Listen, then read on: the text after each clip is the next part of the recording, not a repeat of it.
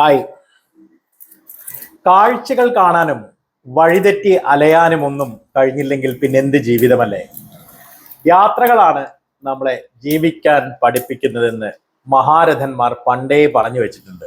അങ്ങനെയെങ്കിൽ ഇത്തവണ നമ്മൾ കാശ്മീരിലേക്ക് ഒരു വണ്ടർഫുൾ ജേണി നടത്തുകയാണ്. വെൽക്കം ടു മൈ പുതിയ വീഡിയോ. അപ്പോൾ സംഭവം നമ്മൾ 2019 ഈ വ്ളോഗുകളുടെയൊക്കെ സ്വാധീനത്തിൽ ഗൾഫിൽ നിന്നൊക്കെ വന്ന സമയത്ത് ഒരു യാത്ര ചെയ്തിരുന്നു. അത് ഗുജറാത്തിൽ നമ്മുടെ സർദാർ വല്ലഭായ് പട്ടേലിന്റെ ആ ഒരു പ്രതിമ കാണുക, അവിടെ നിന്ന് രാജസ്ഥാനിലേക്ക് പോവുക. ഈ ടിക്കറ്റുകളൊക്കെ ട്രെയിൻ ടിക്കറ്റുകൾ എല്ലാം മുൻകൂട്ടി നമ്മൾ ബുക്ക് ചെയ്താണ് പോകുന്നത് കേട്ടോ. അപ്പൊ 19 മെയ് മാസത്തിലാണ് നമ്മൾ യാത്ര പുറപ്പെടുന്നത്. കേരളത്തിൽ നല്ല ചൂടായി വരുന്ന സമയമായിരുന്നു, കോവിഡിനൊക്കെ മുമ്പ്. നമ്മൾ അവിടെ ആ ഒരു യാത്ര അവസാനിപ്പിച്ച് തിരിച്ച് നാട്ടിലെത്തി. സെപ്റ്റംബർ മാസമൊക്കെ ആവുന്നതോട് കൂടിയിട്ടാണ് കോവിഡ് ശക്തി പ്രാപിക്കുന്നത് അല്ലെ. അപ്പം മെയ് മാസത്തിലായിരുന്നു ആ യാത്ര. പക്ഷെ ആ ഒരു യാത്ര കുറച്ചധികം ധൃതി കൂടി ചെയ്ത പോലെയാണ് അന്ന് സംഭവിച്ചത്. അപ്പൊ അതിനൊരു അനുബന്ധം നമുക്ക് അതുപോലൊരു യാത്ര പോകണമെന്ന് ഒരുപാട് ആഗ്രഹം ഉണ്ടായിരുന്നു. യഥാർത്ഥത്തിൽ ഇതൊരു ബൈക്ക് യാത്രയൊക്കെ പോകണമെന്നാണ് ആഗ്രഹം. പക്ഷെ പല കാരണങ്ങളാൽ ഇതൊക്കെ നീണ്ട് നിവർന്ന് അങ്ങനെ പോവാണ്, നടക്കുന്നില്ല. എന്തായാലും ഇത്തവണ നമ്മൾ ട്രെയിൻ യാത്ര തന്നെ വീണ്ടും പോകാൻ തയ്യാറാവുകയാണ്. ആ പഴയ യാത്രയുടെ കുറച്ച് കഥകൾ പറഞ്ഞിട്ട് അന്ന് അതിനുവേണ്ടി മാത്രം ഒരു കാനോണിന്റെ ക്യാമറയൊക്കെ വാങ്ങി, കയ്യിലൊരു മൊബൈൽ ഫോൺ നോട്ട് 5 അങ്ങനെ ഏതോ ഒരു മൊബൈൽ ഫോൺ ഉണ്ടായിരുന്നു, സാംസങ്ങിന്റെ. ആ സമയം ഒക്കെ ആയിരുന്നു കേട്ടോ. പക്ഷെ കാര്യമായിട്ട് വീഡിയോ അതേപോലെ ഫോട്ടോസ് ഒന്നും സംഭവിച്ചില്ല എന്നുള്ളതാണ് ശരി. നമ്മളെ ആളുകളെ തിരഞ്ഞെടുക്കുന്നതിൽ വളരെ എന്താ പറയാ, ചിലപ്പോൾ തെറ്റുപറ്റും. നമ്മളെ എന്താ പറയാ, കൂടെ കൊണ്ടുപോകുന്ന ആളുകൾ അതിനൊന്നും ആപ്റ്റായിട്ടില്ലാത്ത ആളാണെങ്കിൽ, അല്ലെങ്കിൽ വെറുതെ ആവശ്യമില്ലാതെ ധൃതി കൂട്ടുന്ന ഒരാളൊക്കെ ആണെങ്കിൽ പലപ്പോഴും നമ്മൾ ഡിസ്റ്റർബ്ഡ് ആവും. നമ്മുടെ സമയം, ഈ ഫോട്ടോജനിക് ആയിട്ടുള്ള നിമിഷങ്ങൾ അല്ലെങ്കിൽ ഈ പറയുന്ന മുഹൂർത്തങ്ങൾ, ഫോട്ടോഗ്രാഫി എന്താ പറയാ, അതിന്റെ വളരെ വലിയ ഒരു തരത്തിലേക്ക് പോകുന്ന തരത്തിൽ നമുക്ക് എന്തെങ്കിലും ക്രിയേറ്റിവിറ്റി ഒക്കെ ചെയ്യണമെങ്കിൽ അതിന് നമ്മളെ സപ്പോർട്ട് ചെയ്യുന്ന ആളുകളായിരിക്കണം നമ്മുടെ കൂടെയുള്ള, അല്ലെങ്കിൽ നമുക്ക് നല്ല പണി കിട്ടും എന്നുള്ള കാര്യം എന്റെ പഴയ യാത്ര തെളിയിച്ചാണ്. അതാണ് ഞാൻ പറഞ്ഞു വന്നത്. എന്തായാലും ഗുജറാത്തിലെത്തി. അന്നത്തെ ദിവസം അവിടെ കഴിച്ചുകൂട്ടി. പിറ്റേ ദിവസം ഒരു ദിവസം മുഴുവനായിട്ട് ആ സർദാർ വല്ലഭായ് പട്ടേലിന്റെ പ്രതിമയുടെ അടുത്തുള്ള പാർക്കിലും പ്രതിമ കാണലും മറ്റുമൊക്കെയായി അവിടെയുള്ള ഒരു ഫ്രീ ബസ്സിൽ കയറി. ഞങ്ങള് ഫ്രീ ബസ് എന്ന് പറഞ്ഞാൽ അതിന് ടിക്കറ്റ് ഉണ്ട്, 100 രൂപയോ 150 രൂപ എന്തോന്ന് ഫ്രീ ആണെന്ന് തോന്നുന്നു. സോറി, ചാർജ് ഉണ്ടെന്ന് തോന്നുന്നു, കൃത്യമായിട്ട് ഓർക്കുന്നില്ല. എന്തായാലും അതോ ഇനി ഫ്രീ ബസ് ആയിരുന്നു, ഒരു സംശയം. കാരണം അതിനകത്തേക്ക് കയറാനുള്ള ടിക്കറ്റ് എടുത്തു കഴിഞ്ഞാൽ നമുക്ക് ആ ഭാഗത്തൊക്കെ കറങ്ങാവുന്ന, ഒരു 10-30 കിലോമീറ്റർ പരിസരത്ത് കറങ്ങാവുന്ന തരത്തിലൊരു ഫ്രീ ടിക്കറ്റ് ആയിരുന്നു ബസ്സിൽ എന്നാണ് തോന്നുന്നത്. അത് തന്നെയാണ്, അതാണ് ശരി.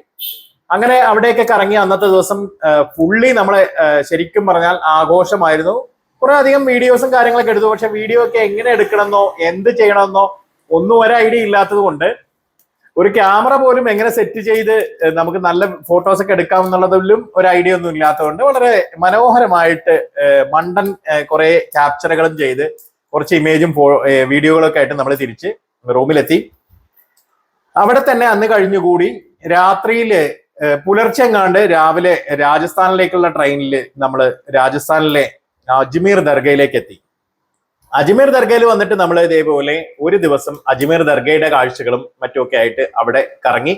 തൊട്ടടുത്ത ദിവസം നമ്മൾ ഡൽഹിയിലേക്ക് ആ യാത്ര എക്സ്റ്റെൻഡ് ചെയ്തു.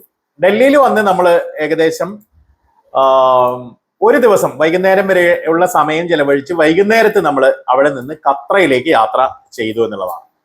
ഖത്രയിൽ പോയി ശ്രീ വൈഷ്ണവി മാതാദേവി അങ്ങനെ എന്തോ പറയുന്ന ഒരു ക്ഷേത്രം ഭയങ്കര പ്രശസ്തമാണ് മലമുകളിൽ. അവിടേക്ക് വെറുതെ ഒരു ട്രിപ്പ് പോയി. ഒരു ബസ് യാത്രയായിരുന്നു അത്. അങ്ങനെ അവിടുന്ന് വരുന്ന വഴി ജമ്മു താവിയിൽ ഇറങ്ങി.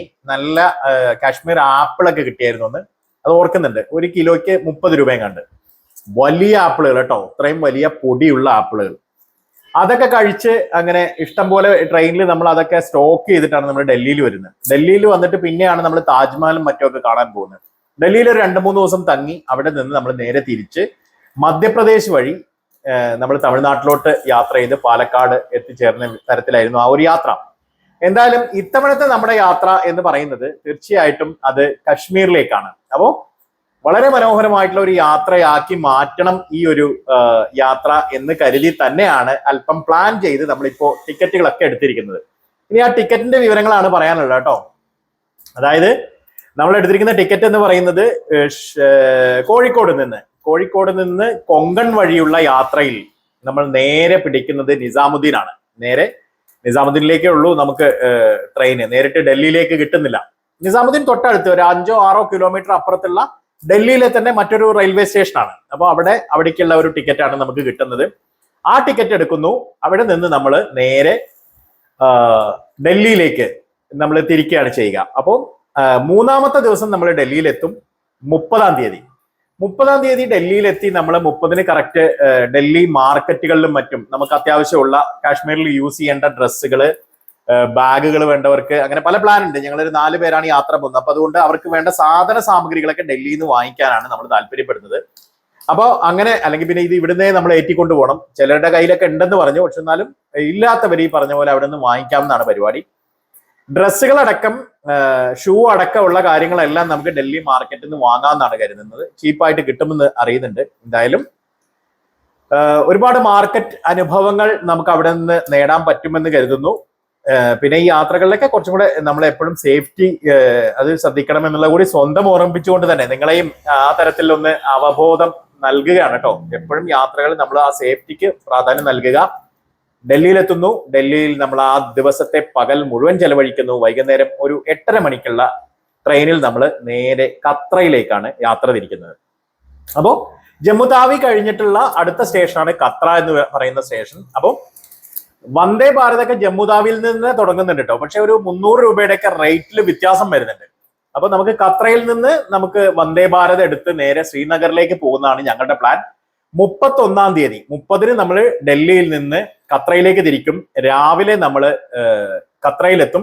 കത്രയിൽ നിന്ന് നമ്മൾ വന്ദേ ഭാരതിന് 31-ാം തീയതി രാവിലെയാണത്.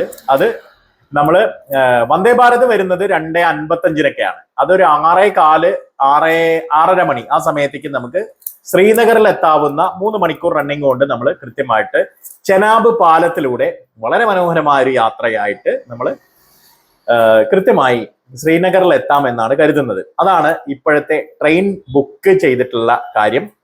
റിട്ടേൺ ടിക്കറ്റ് കൂടി ഞങ്ങൾ ബുക്ക് ചെയ്തിട്ടുണ്ട് എന്നുള്ളതാണ്. എപ്പോഴും നമ്മൾ ഇത്തരത്തിൽ പ്ലാനുകൾ ചെയ്യുമ്പോൾ അതിനകത്ത് പാക്കേജുകൾ ചെയ്യുന്ന പോലെ നമുക്കൊരു ടൂറിംഗ് സെറ്റപ്പ് ഒക്കെ നമ്മൾ സെറ്റ് ചെയ്യണം എന്നുള്ള ഉദ്ദേശം കൂടി ഇതിനകത്തുണ്ട് കേട്ടോ. അപ്പൊ നിങ്ങളിത് ഈ ഒരു വീഡിയോ മുഴുവനായി കാണുകയാണെങ്കിൽ ആണ് നമ്മുടെ പാക്കേജുകളെ പറ്റിയും മറ്റുള്ള കാര്യങ്ങളെ പറ്റിയും ഒക്കെ നമുക്ക് കൂടുതൽ ചർച്ചകൾ നടത്താൻ പറ്റുക.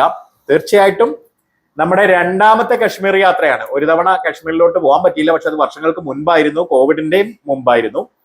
ഇത്തവണത്തെ യാത്രയിൽ നമ്മൾ ഇതൊരു ടൂർ പ്രോഗ്രാമായി, ടൂർ പദ്ധതിയായി, ബഡ്ജറ്റ് ഫ്രണ്ട്ലി ആയിട്ട് ആളുകളെ എങ്ങനെ കശ്മീരിലേക്ക് എത്തിക്കാം, സിംല അടക്കമുള്ള, മണാലി അടക്കമുള്ള ടൂറിസ്റ്റ് സ്പോട്ടുകളിലേക്ക് കൃത്യമായി നമുക്ക് ആളുകളെ എത്തിക്കാനാവുന്ന തരത്തിൽ നമ്മളൊരു പദ്ധതി പ്ലാൻ ചെയ്യുന്നതിന്റെ ഭാഗമായി കൂടിയാണ് ഈ ഒരു യാത്ര എന്നുള്ളതാണ് നിങ്ങളോട് പറയാനുള്ളത്.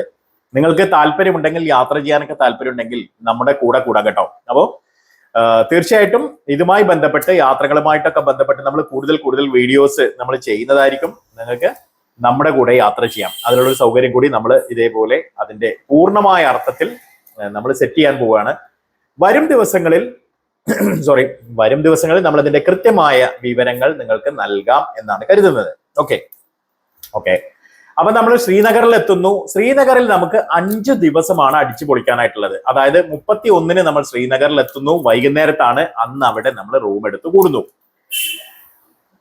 ശ്രീനഗറിൽ തന്നെ നമുക്ക്, അല്ലെങ്കിൽ കശ്മീരിൽ തന്നെ നമുക്ക് എക്സ്പ്ലോർ ചെയ്യാനുള്ള 1, 2, 3, 4, 5 തീയതികൾ. 5-ാം തീയതി ഉച്ചയ്ക്ക് 2:55-നാണ് നമുക്ക് തിരിച്ചുള്ള വന്ദേ ഭാരത് വരുന്നത് ഖത്രയിലോട്ട്.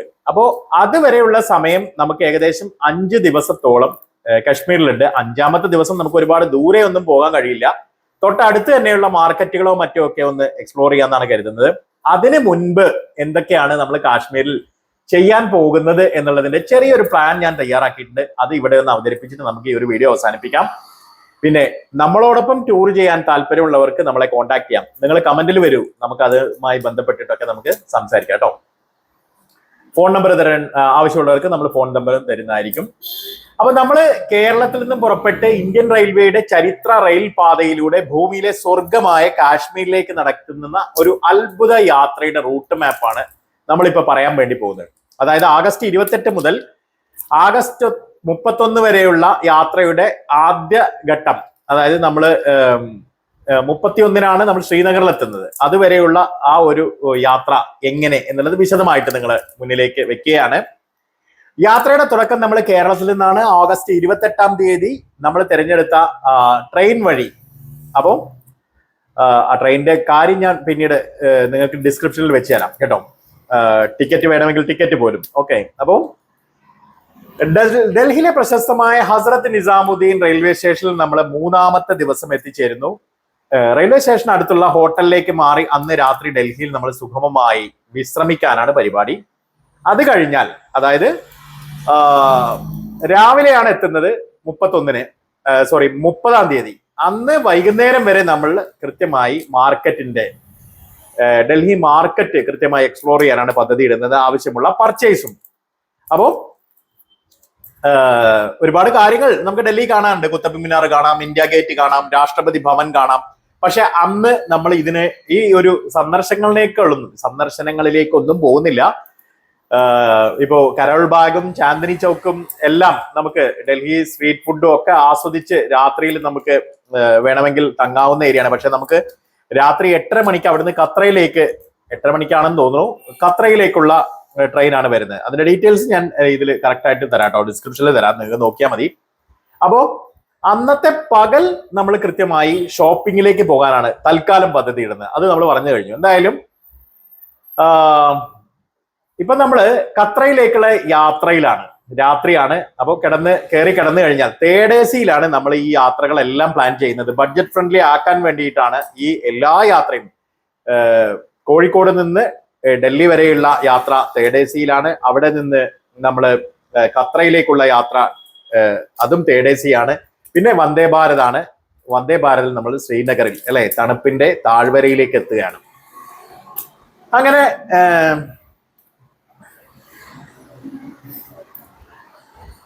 നമ്മൾ വന്ദേ ഭാരതിൽ തൊട്ടടുത്ത ദിവസം 31-ാം തീയതിയാണ് നമ്മൾ എന്ത് ചെയ്യുന്നത്, ഖത്രയിൽ രാവിലെ എത്തിച്ചേരുന്നു. ഉച്ചയാകുമ്പോഴത്തേക്കുള്ള വന്ദേ ഭാരത് എക്സ്പ്രസിലാണ് നമ്മൾ എന്ത് ചെയ്യുന്നത്, അവിടെ നിന്ന് ശ്രീനഗറിലേക്കുള്ള യാത്ര പോകുന്നത്. അപ്പോൾ നമുക്ക് പോകുന്ന വഴിയിൽ വേണമെങ്കിൽ ആ ഖത്രയിൽ എത്തിച്ചേർന്നാൽ നമുക്ക് ഉച്ചവരെയുള്ള സമയമുണ്ടല്ലോ. അത് നമുക്ക് ആ വൈഷ്ണോദേവി ഖത്ര സ്റ്റേഷനിൽ എത്തി അവിടെ നിന്ന് ബസ്സിനോ മറ്റോ നമുക്ക് ആ ഭാഗത്തൊന്ന് കറങ്ങാനൊക്കെ പറ്റും. ഉച്ചവരെയുള്ള സമയമുണ്ട്. പെട്ടെന്ന് തന്നെ നമുക്ക് സ്റ്റേഷനിലേക്ക് തിരിച്ചു വരണം. നമ്മുടെ യാത്രകളുടെ ആ ഒരു പീക്ക് അല്ലെങ്കിൽ അതിന്റെ ഇതൊക്കെ നമ്മൾ യാത്ര ചെയ്യുന്ന വഴികളിലൂടെ ഉള്ള ഒരു സഞ്ചാരം മാത്രമാണ്. ഇനി നമുക്ക് കാര്യമായി എക്സ്പ്ലോർ ചെയ്യാനുള്ള ശ്രീനഗറിൽ ചെന്നിട്ടാണ്. അതുകൊണ്ട് വന്ദേ ഭാരതിലേക്ക് നമ്മൾ എത്രയും പെട്ടെന്ന് എത്തുക എന്നുള്ളതാണ് നമ്മുടെ പരിപാടി. അങ്ങനെ ഖത്രയിൽ നിന്ന് ശ്രീനഗറിലേക്കുള്ള 3 മണിക്കൂർ യാത്ര നമ്മുടെ ജീവിതത്തിലെ ഏറ്റവും മികച്ചൊരു അനുഭവമായിരിക്കും എന്നുള്ളത് തന്നെയാണ് ഏറ്റവും നമ്മളെ എന്താ പറയാ ആവേശം കൊള്ളിക്കുന്ന കാഴ്ച. ഈ ചെനാബ് ബ്രിഡ്ജ് എന്ന് പറയുന്നത് ലോകത്തിലെ ഏറ്റവും ഉയരം കൂടിയ റെയിൽവേ പാലമാണ് എന്നുള്ളതാണ്. ഇത് ഏറ്റവും അടുത്ത കാലത്തായിട്ട് കമ്മീഷൻ ചെയ്താണ്. അപ്പോൾ ഇന്ത്യയിലെ ആദ്യത്തെ കേബിൾ സ്റ്റെയ്ഡ് പാലമായ അഞ്ചിഗാഡ് ബ്രിഡ്ജ് കൂടാതെ കിലോമീറ്ററുകൾ നീളമുള്ള പീർ പഞ്ചാൽ തുരങ്കങ്ങളും ഒക്കെ നമുക്ക് കടന്നു പോകുന്നുണ്ട് ഈ ഒരു റൂട്ടിൽ. അപ്പം ആഗസ്റ്റ് 31 രാവിലെ ഏകദേശം ആഗസ്റ്റ് 31 വൈകിട്ട് 6 മണിക്കാണ് നമ്മൾ ശ്രീനഗർ റെയിൽവേ സ്റ്റേഷനിൽ എത്തിച്ചേരുക. അപ്പം നേരെ നമ്മളെ ഹൗസ് ബോട്ടിലോ മറ്റോ ഒരു റൂം ബുക്ക് ചെയ്ത് അതിലേക്ക് മാറാനാണ് പരിപാടി. അപ്പം റൂം ബുക്ക് ചെയ്യുന്നതൊക്കെ നമ്മൾ തൊട്ടടുത്ത യാത്രയുടെ തൊട്ടടുത്തുള്ള ദിവസങ്ങളിൽ നമുക്ക് ഇവിടെ നിന്ന് തന്നെ ചെയ്യണോ, അല്ലെങ്കിൽ അവിടെ ചെന്നതിന് ശേഷം ആരെങ്കിലും നമ്മൾ കോണ്ടാക്ട് ചെയ്തതിനു ശേഷം ചെയ്താൽ മതിയോ എന്നുള്ള തരത്തിൽ നമ്മൾ മുന്നോട്ട് പോവുകയാണ്.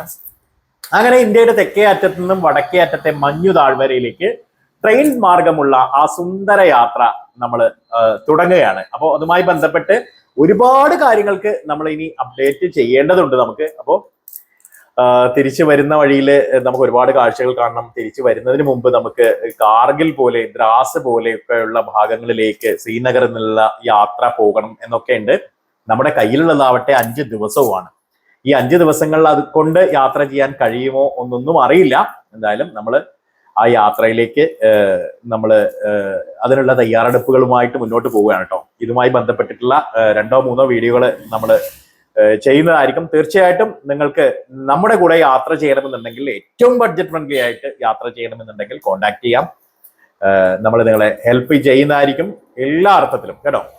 അപ്പോൾ മറ്റൊരു വീഡിയോയിൽ വീണ്ടും കാണാം. നമ്മൾ കാശ്മീർ യാത്രയിൽ മറ്റു എന്താ പറയാ തയ്യാറെടുപ്പുകളുമായിട്ട്, യാത്രയുടെ തയ്യാറെടുപ്പുകളുമായിട്ട് വീണ്ടും വരും. മറ്റൊരു വീഡിയോയിൽ വീണ്ടും കാണാം. Good bye.